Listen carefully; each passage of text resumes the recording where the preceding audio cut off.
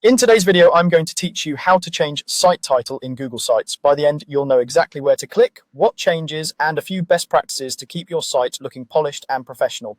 First, open your site in Google Sites. Head to your Google Sites dashboard and select the site you want to update.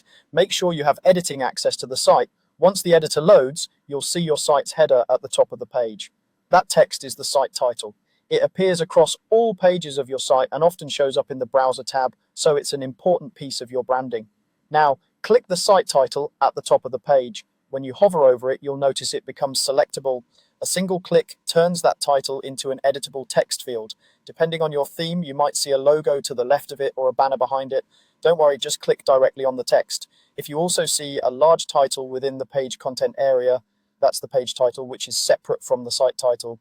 For this update, stick to the text in the header, type your new title, keep it concise, descriptive, and consistent with your brand.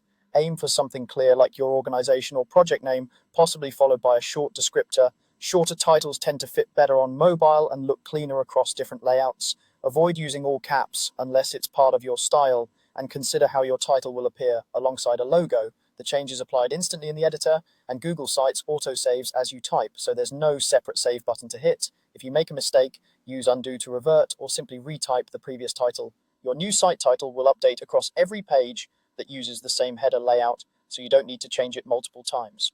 If you've customized themes or fonts, the title will automatically adopt those styles, keeping everything cohesive. It's a good idea to glance at the preview to make sure the title is readable against your header image and looks right on desktop, tablet, and phone. If your site is already published, remember that Google Sites saves your draft immediately. You can use the publish button when you're ready for visitors to see the change. That's all there is to it. Open your site, click the site title, and type your new text. Simple, fast, and effective for keeping your site's identity clear and consistent.